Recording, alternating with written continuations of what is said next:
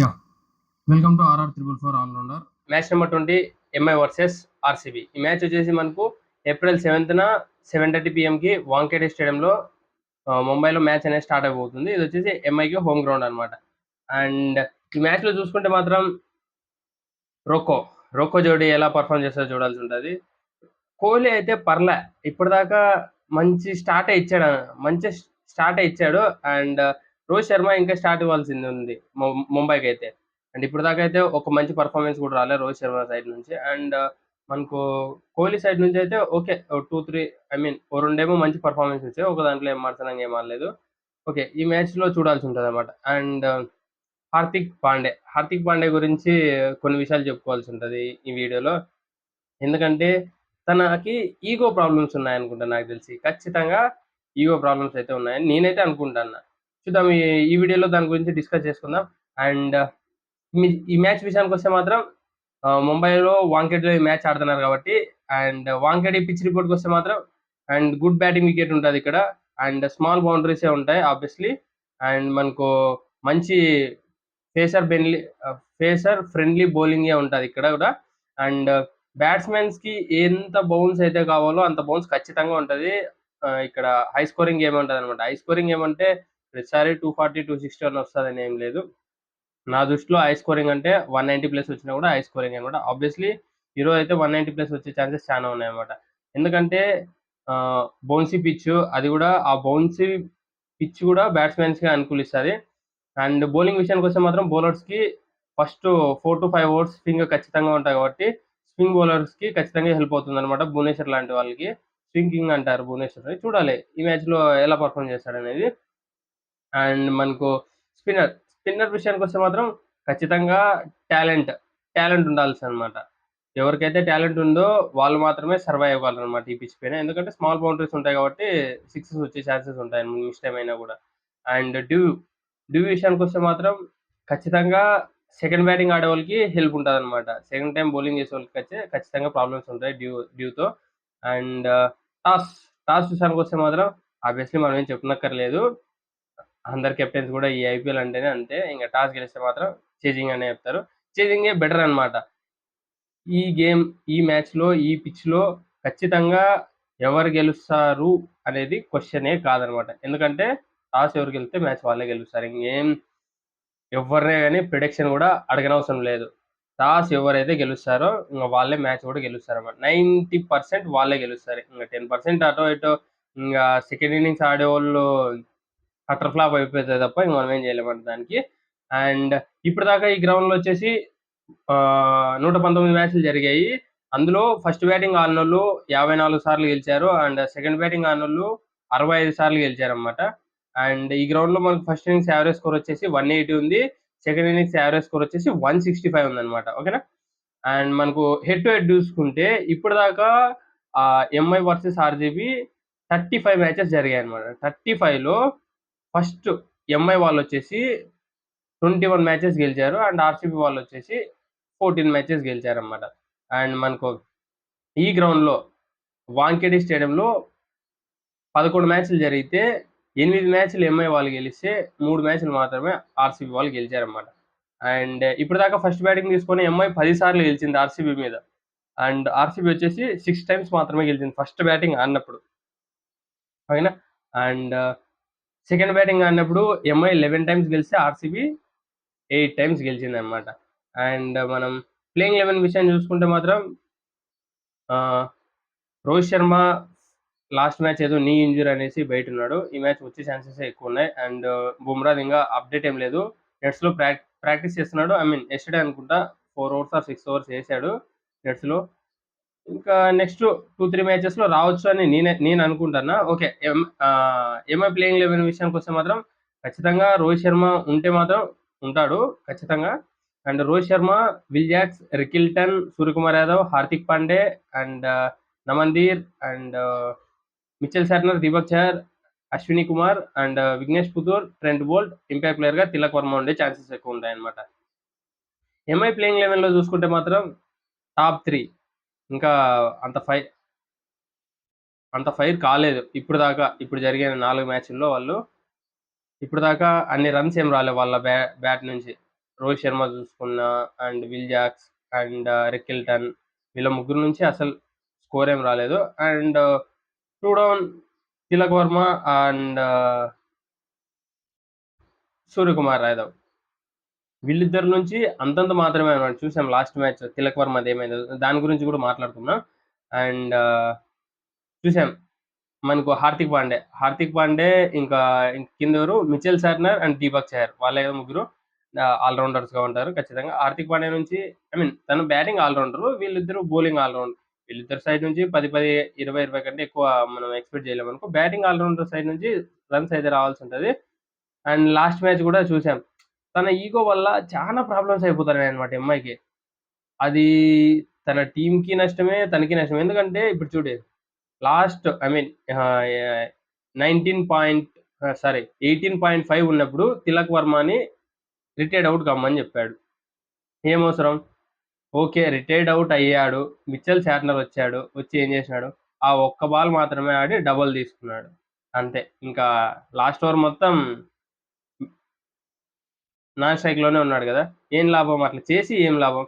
తనకు అవతల player confidence పోతుందన్నమాట అట్లా చేస్తే. ఎప్పుడైనా కూడా అతనేం అల్లాడప్ప ప్లేయరా, ఇండియాకి ఎన్నో మ్యాచ్లు ఆడాడు, ఇండియా తరఫున సెంచరీలు కూడా కొట్టాడు. సౌత్ ఆఫ్రికాతో చూసాం కదా లాస్ట్ టైం మన T20 సిరీస్ లో మంచి సెంచరీస్ కూడా కొట్టాడు అనమాట. అలాంటి ప్లేయర్ ని నువ్వు రిటైర్డ్ అవుట్ గా నీకు ఆడడం రాలేదు అంటే ఏమన్నా బాగుంటుందా చెప్పండి? అదే తన ఈగో వల్ల చూసాడు, ఇంక అసలు నీకు ఆడడం రాలేదారా స్వామి, నువ్వు బీడీ వారా అన్నట్లా చెప్పాడు అనమాట. అది ఆ కాల్ ఎందుకు తీసుకున్నాడో కూడా నాకైతే అర్థమే కాలే. అండ్ పోస్ట్ మ్యాచ్ ప్రెజెంటేషన్ లో కూడా చూశాను. అండ్ ఈ మ్యాచ్ ఓడిపోవడానికి నేనే కారణం అని చెప్పాడు. ఓకే, మ్యాచ్ ఓడిపోయినా గెలిచినా క్రెడిట్స్ వచ్చినా తనకే వస్తాయి, ఓడిపోయినా నెగిటివ్ కామెంట్స్ వచ్చినా కూడా హార్దిక్ పాండే యాక్సెప్ట్ చేయాల్సిందే, దానికి ఎవరు ఏం చేయలేరు కాబట్టి.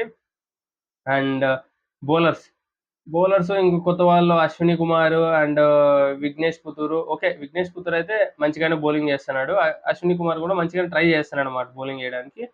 అండ్ ఇంకా ట్రెంట్ బోల్ట్, దీపక్ చహర్, హార్దిక్ పాండే వీళ్ళు చూసుకున్నా కూడా ఓకే, ఛాన్స్ దొరికినప్పుడు వికెట్స్ అయితే తీస్తున్నారు అనమాట. అంటే బౌలింగ్ ఫ్రెండ్లీ ఉన్నప్పుడు, వాళ్ళకి కండిషన్స్ బాగున్నప్పుడు వికెట్స్ అయితే తీస్తున్నారు. అట్లేం బౌలింగ్ లో ఏం ప్రాబ్లం లేదు ఇంకా. ఓకేనా? ఇది MI playing eleven.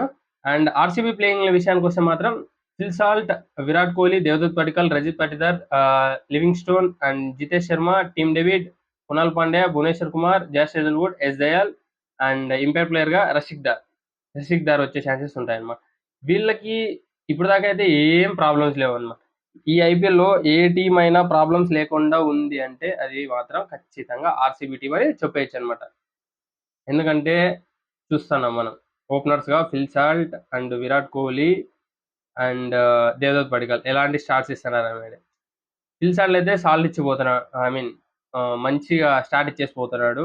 And Virat Kohli కూడా మంచిగా స్ట్రైక్ రొటేట్ చేస్తూ ఆపోజిట్ ప్లేయర్ కి స్ట్రైక్ ఇస్తూ పవర్ ప్లేలో అండ్ మంచిగా స్టార్ట్ ఇస్తున్నాడు అనమాట విరాట్ కోహ్లీ కూడా. అండ్ దేవదత్ పడికల్ కూడా ఇంకొద్దిగా ఆడాల్సి ఉంటుంది అనమాట. ఓకే, 10 బాళ్ళకి 20, 10 బాళ్ళకి 15, 12 బాళ్ళకి 25 కొడుతున్నావు, ఇంకొద్దిగా 35-40 అయితే బెటర్ అనిపిస్తుంది నాకు తెలిసి.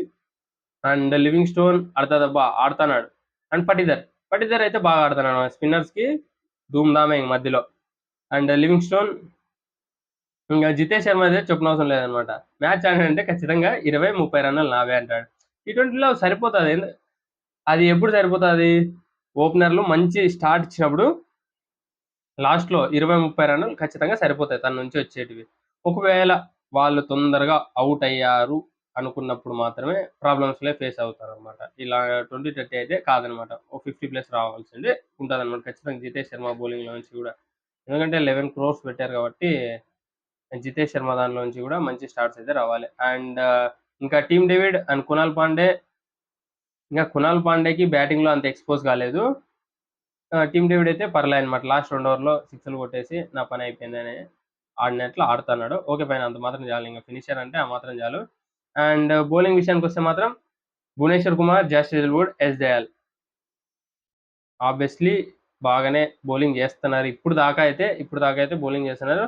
ఈ మ్యాచ్ లో చూడాల్సి ఉంటుంది. భువనేశ్వర్ పర్ఫార్మెన్స్ ఖచ్చితంగా ఈ మ్యాచ్ లో ఇంపాక్ట్ అయితే ఖచ్చితంగా ఉంటుంది. ఎందుకంటే ఫస్ట్ 4-5 ఓవర్స్ స్వింగ్ కి ఖచ్చితంగా లభిస్తుంది. ఒకవేళ ఆర్సీబీ సెకండ్ బ్యాటింగ్ అయితే ఫస్ట్ టైం వీళ్ళే బౌలింగ్ చేస్తారు కాబట్టి ఫస్ట్ 4 to 5 ఓవర్స్ అయితే ఖచ్చితంగా స్వింగ్కి లభిస్తుంది, చూడాల్సి ఉంటుంది. రికెల్టన్నా, విల్ జాక్సా, రోహిత్ శర్మనా ఎవరిని చేస్తాడని చూడాల్సి ఉంటుంది. ఓకేనా. అండ్ వీళ్ళకి ఏం ప్రాబ్లమ్స్ ఏం లేవు. ఇంకా వాళ్ళు ప్లేయింగ్ 11 విషయానికి వస్తే మాత్రం Phil Salt, Kohli, Padikkal, Rajat and Livingstone, Jitesh Sharma, Tim David, Krunal Pandey, Bhuvneshwar Kumar, Hazlewood and ఐజ్దయాల్ అండ్ రసిక్ ధర్ అని చెప్పాను ఆల్రెడీ. అండ్ ప్లేయర్ బ్యాటిల్ విషయానికి వస్తే మాత్రం RCB players versus MI bowling player battle చూద్దాం ఇప్పుడు. Virat Kohli versus MI bowling చూసుకుంటే అందరికీ వికెట్స్ ఇచ్చాడు.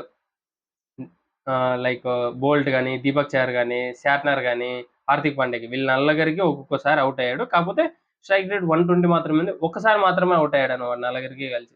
అంటే ఒక్కొక్కరికి ఒక్కోసారి 4 సార్లు అవుట్ అయ్యాడు. స్ట్రైక్ రేట్ 120 ఉంది. And Phil Salt versus Deepak Chahar ఇప్పుడు దాకా 7 రన్స్ చేసి 2 టైమ్స్ అవుట్ అయ్యాడు. 77 ఉందన్నమాట strike rate. And Rajith Patidar versus Trent Boult 7 runs చేసి ఒక్కసారి అవుట్ అయ్యాడు.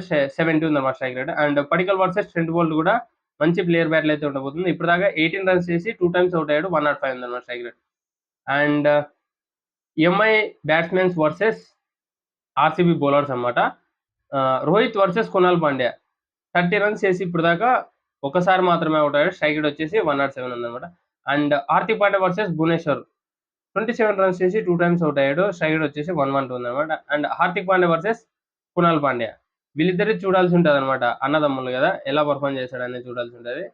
అండ్ 16 రన్స్ ఇచ్చి ఒక వికెట్ తీసుకున్నాడు కునాల్ పాండ్యా. హార్దిక్ పాండ్యాకి స్ట్రైక్ రేట్ వచ్చేసి 57 ఉందన్నమాట. ఇంకా మిగతా వాళ్ళు ఉన్నారు, కాకపోతే వాళ్ళు ఎక్కువ సార్లు అవుట్ కాలేదు. ఒకవేళ అవుట్ అయినా కూడా మంచి స్ట్రైక్ రేట్ ఉంది కాబట్టి వాళ్ళ గురించి ఏం చెప్పట్లేదు ఇంకా. అండ్ వార్ బ్యాటిల్స్కి వస్తే మాత్రం ఖచ్చితంగా వార్ బ్యాటిల్ అయితే కోహ్లీ వర్సెస్ బోల్ట్ ఖచ్చితంగా మంచి వార్ బ్యాటిల్ అయితే ఉండబోతుంది. పవర్ ప్లేలోనే బోల్ట్ వేస్తుంటాడు కాబట్టి సాల్ట్ వర్సెస్ కోహ్లీ మంచి వార్ బ్యాటిల్ అయితే ఉండబోతుంది అనమాట. ఎందుకంటే కోహ్లీకి నువ్వు ఎంత స్పీడ్ వేస్తే అంత స్పీడ్తో కొడతాడు అనమాట, చూడాల్సి ఉంటుంది. అండ్ మిడిల్ ఆర్డర్లో హార్దిక్ పాండ్యా వర్సెస్ లివింగ్స్టోన్ మంచి వార్ బ్యాటిల్ అయితే ఉంటుంది. ఎందుకంటే Hardik Pandey hit the deck bowler అనమాట, బౌన్సర్లు వేస్తుంటాడు. ఆ బౌన్సర్లు బ్యాట్ మీదకి వస్తాయి కాబట్టి ఈ పిచ్ మీద చూడాల్సి ఉంటుంది అనమాట ఎలా ఆడతాడనేది. మంచి వార్ బ్యాటిల్ అయితే ఉంటుంది. And MI openers versus Hazlewood ఇది కూడా మంచి వార్ బ్యాటిల్ అయితే ఉండబోతుంది. అంటే ఓపెనర్స్ అంటే రికెల్టన్ కావచ్చు, విల్ జాక్స్ కావచ్చు, వాళ్ళలో ఎవరు వచ్చినా కూడా హజల్వుడ్కి వార్ బ్యాటిల్ అయితే ఖచ్చితంగా ఉంటుంది అనమాట.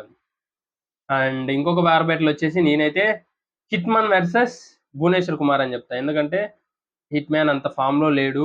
ఒకవేళ భువనేశ్వర్ని ఎలా ట్యాకిల్ చేశాడనేది చూడాల్సి ఉంటుంది.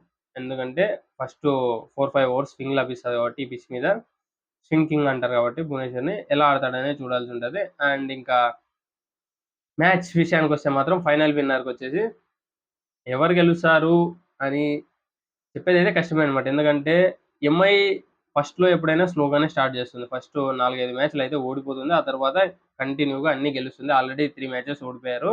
4 మ్యాచెస్లో 1 మ్యాచ్ మాత్రమే గెలిచారు.